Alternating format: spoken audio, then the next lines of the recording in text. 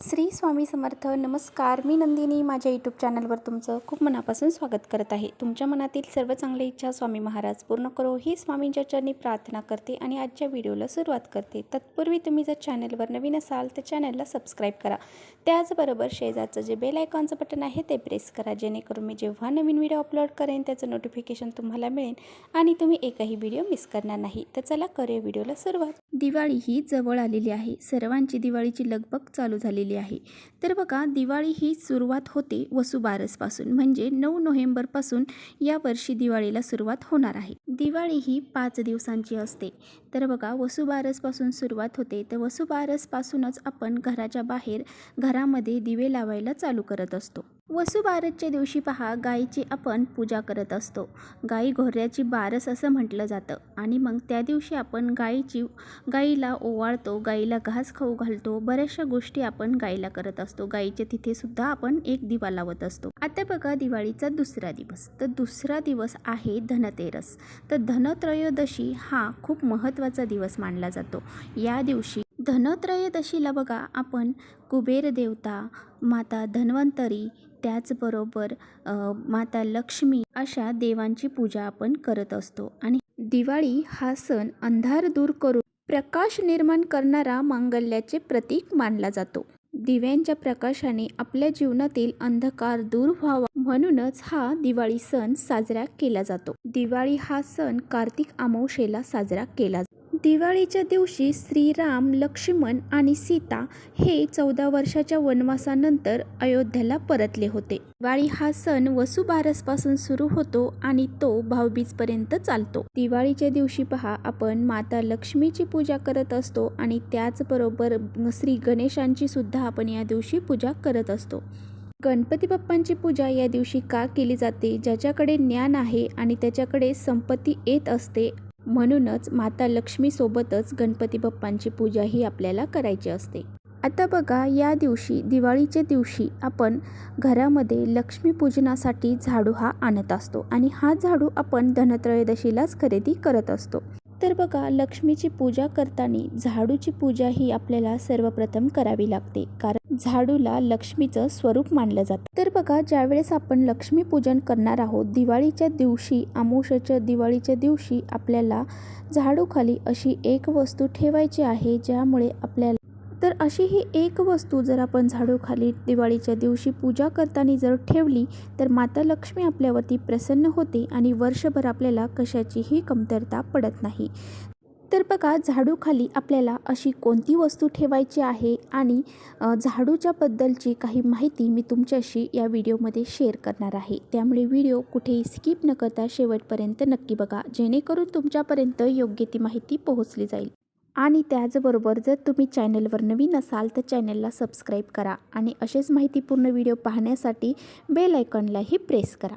तर बघा, लक्ष्मीपूजनासाठी आपल्याला जो झाडू खरेदी करायचा आहे तर तो आपल्याला शुक्रवारी खरेदी करून आणायचा आहे. या दिवशी धनतेरस देखील आहे आणि धनत्रयोदशीला ही वस्तू आपल्याला घरी खरेदी करून आणायची आहे. त्याचबरोबर शुक्रवार हा माता लक्ष्मीचा वार आहे आणि या दिवशी धनत्रयोदशी देखील आहे. त्यामुळे ह्या 2 गोष्टी एकत्र आलेल्या आहेत आणि आपल्याला धनत्रयोदशीच्या दिवशी झाडू हा खरेदी करून आणायचा आहे. तर बघा, हा झाडू तुम्ही संध्याकाळी 6:30 ते 7:30 या दरम्यान खरेदी करून आणावा.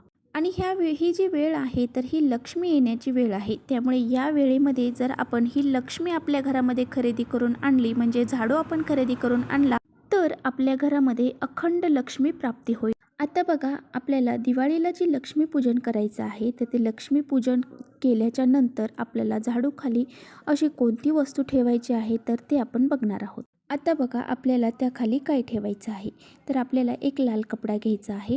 लाल कपडा घ्या किंवा मग लाल तुमच्याकडे पोटली असेल तर ती पोटली. तर ह्या लाल पोटलीमध्ये किंवा मग लाल कपड्यावरती आपल्याला 1 रुपयाचं नाणं ठेवायचं आहे आणि त्याचबरोबर 4 मिरी असते, काळी मिरी. तर ती 4 काळी मिरी घ्यायची आहे. त्याचबरोबर आपल्याला 2 लवंगा आणि ह्या लवंगा व्यवस्थित आणि चांगल्या घ्यायच्या आहेत. पुढे फूल असणाऱ्या लवंगा आपल्याला 2 घ्यायच्या आहेत. ह्यासुद्धा आपल्याला त्यामध्ये ठेवायच्या आहेत. आणि त्याचबरोबर आपल्याला 2 कापराच्या वड्या त्यामध्ये ठेवायच्या आहेत. लाल कपड्यामध्ये ठेवा किंवा मग तुमच्याकडे लाल कलरची पोटली असेल तर त्यामध्ये ठेवा. तर ह्या सर्व वस्तू आपल्याला त्यावरती ठेवायच्या आहेत. आता बघा ही जी पोटली आहे तर ही पोटली आपल्याला बांधायची आहे आणि त्यावरती आपल्याला हळदी कुंकू वाहायचं आहे. आणि ही जी पोटली आहे तर ती आपल्याला त्या झाडूखाली ठेवायची आहे. आणि त्यानंतर तुम्ही लक्ष्मीपूजन करू शकता. म्हणजे तुम्ही पूजा तर अगोदर मांडलेलीच असेल आणि नंतर मग तुम्हाला जे धूपदीप वगैरे ओवाळायचं आहे ते ओवाळू शकता. आता बघा दिवाळीच्या दिवशी तुमचं लक्ष्मीपूजन झाल्याच्या नंतर म्हणजे आता दुसऱ्या दिवशी लक्ष्मीपूजन झाले, आता दुसऱ्या दिवशी आपल्याला जी उत्तर पूजा करायची असते त्यावेळेस काय करायचं तर बघा आपण सकाळी उठल्यानंतर स्वच्छ अंघोळ वगैरे करायची आहे. झाडू मारायचा नाही. झाडू मारायच्या अगोदरच आपल्याला उत्तर पूजा करायची असते. सर्वप्रथम धूप अगरबत्ती दिवा लावून घ्यायचा आणि त्यानंतर माता लक्ष्मीला त्याचबरोबर गणपती बाप्पा आणि जो झाडू आपण ठेवलेला आहे तर ह्या पूजेला आपल्याला हळदी कुंकू वाहून घ्यायचा आहे. आणि त्यानंतर माता लक्ष्मीची आपल्याला पूजा करायची आहे म्हणजे आरती करायची आहे. आणि आरती केल्याच्या नंतर आपल्याला ही उत्तर पूजा करायची आहे. आता झाडू खाली ज्या काही आपण वस्तू ठेवलेल्या आहेत तर ती पोटली आपल्याला बाहेर काढायची आहे. आणि त्यामधलं जे 1 रुपयाचं नाणं आणि हे 1 रुपयाचं नाणं आपल्याला आपल्या तिजोरीमध्ये ठेवायचं आहे. तर हे तुम्ही ठेवताना लाल कपड्यामध्ये ठेवा किंवा मग तुम्हाला जसं शक्य असेल एखाद्या वाटीमध्ये ठेवा. आणि बघा आपल्याला हे 1 रुपयाचं नाणं अजिबात खर्च करायचं नाही. ते आपल्याला वेगळंच ठेवायचं आहे. आपल्या तिजोरीमध्ये कोणतेही पैसे संपले तरी चालतील, परंतु हे 1 रुपयाचं नाणं आपल्याला तसंच ठेवायचं आहे. कारण हे 1 रुपयाचं नाणं आपली जी तिजोरी आहे वर्षभर भरून ठेवल. त्यामुळे हे 1 रुपयाचं नाणं आपल्याला अजिबात खर्च करायचं नाही. जरी तुमची कधीही तिजोरी जी आहे तर ती खाली झाली तरी पण हे 1 रुपयाचं नाणं आपल्या घरामध्ये लक्ष्मी प्राप्ती होण्यासाठी मार्ग मोकळे करेल. आता बघा आपण 2 लवंगा ठेवल्या होत्या आणि त्याचबरोबर 2 कापराच्या वड्या देखील त्यामध्ये ठेवलेल्या होत्या. तर एक मातीची पंती घ्यायची आहे. तर बघा दिवाळीच्या ह्या पिरियडमध्ये म्हणजे दिवाळीच्या ह्या दिवसामध्ये प्रत्येकाच्या घरी मातीची पंती ही असतेच. त्यामुळे ह्या मातीच्या पंतीमध्ये हे 2 लवंग आणि कापराच्या वड्या आपल्याला प्रज्वलित करायच्या आहेत आणि त्या आपल्या देवघरासमोर ठेवून द्यायच्या. आता बघा जे काही 4 मिरे आपण घेतलेले होते तर त्या पोटलीतले ते 4 मिरे काढायचे आहेत आणि ते आपल्याला आपल्या घराच्या 4 दिशेंना फेकायचे आहेत. म्हणजे आपल्या घरामध्ये जर 4 दिशांनी जे संकट येणार आहे तर ते संकट येणार नाही. यामुळे आपल्या घरामध्ये अखंड लक्ष्मी प्राप्ती होईल आणि आपल्या घराची, मुलांची, पतीची सर्वांची प्रगती होईल. म्हणूनच हा एक उपाय आपल्याला लक्ष्मी पूजनाच्या दिवशी दिवाळीच्या दिवशी आवर्जून करायचा आहे. तर बघा तुमच्याकडे जर लाल कपडा तुम्हाला भेटला नाही तर तुम्ही त्याच्या ऐवजी पिवळा कपडा वापरला तरी चालेल. परंतु हा उपाय आपल्याला लक्ष्मी पूजनाच्या दिवशी न विसरता करायचा आहे.